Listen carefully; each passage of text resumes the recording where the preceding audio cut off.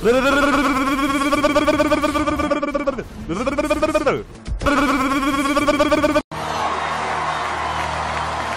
Dynasty.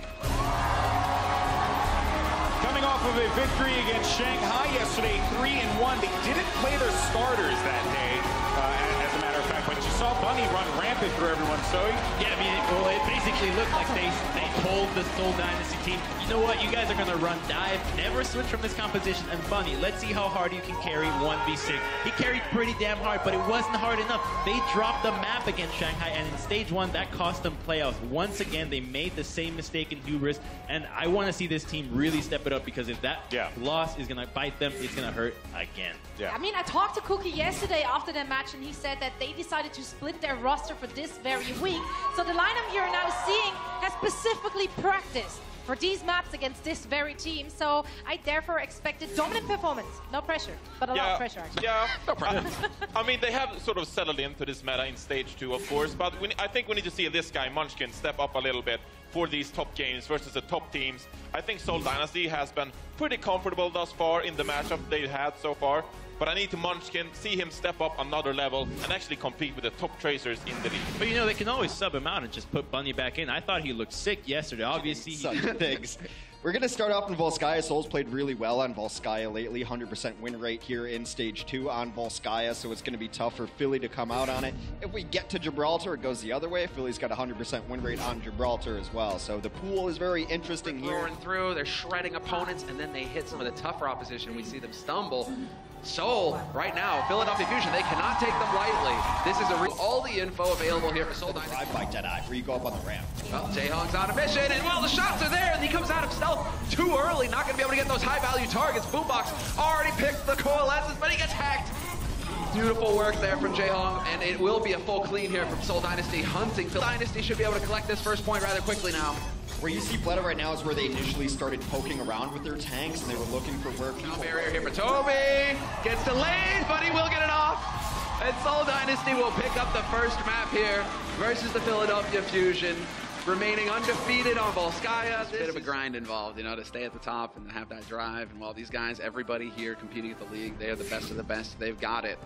While EQO just putting on a show last week, definitely what's the last EQO there to fill the gaps. I mean, hell, EQO is winning duels versus Fleta. Not a whole lot of people can say that. No, absolutely not. We are going to see a Top Gun Sky battle here as EQO, and it's usually what you want your diva to be doing if you're going to cross that bridge. D-Mex is going to slow them down somewhat. The power of Zenyatta, you can definitely do damage, and you can even... They don't have any sort of long-range hit scan. He's just going for it right now. Gets it as well. EQO is dead, and everybody gone for Philadelphia Fusion.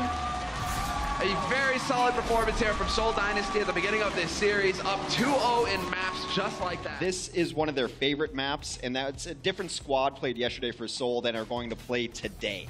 And Philadelphia, they've relied on the dive to get here. It's kind of their staple style of play. Not the greatest of maps for it, but I'm not sure what else they be fraggy. What do you mean? It could be fraggy. He could have that aggressive Widow, gets in there. But it's not going to happen. Instead, it will be... That's not the alarm clock you want to wake up to. Yeah, tough one there. Hard to get that kill, that one shot. Up the composition that they're switching to. Want to hopefully gain some free charge. Soul playing it smart, though, not sending any errant fire around corners to make sure that Poco is rather ineffective. Zarya doesn't do a whole lot at 0% charge. Yeah.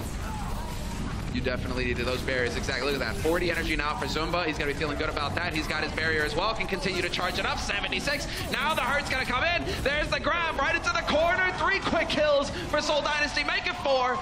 Fleta with the mines. Obliterating EQO and Fraggy both. And now things get a bit dicey here for Philadelphia Fusion. They're dancing around the corner, but they're not going to make it in time.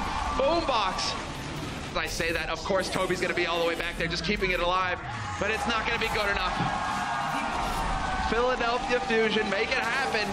5-3 win on Kings Row over Seoul Dynasty. Carpe is probably a little better at it, but I think Carpe, more seasoned on the Widow, has bigger moments. We'll see. I mean, EQO can pick up anything. You can still run a Genji Widow, Genji Tracer. A lot of options here as we go to Gibraltar. Philly trying to force a map number 5. Go back to control. Back for offensive Tracer are not the greatest on Gibraltar, which is why you see a lot of Widow Genji openings. The verticality is king here.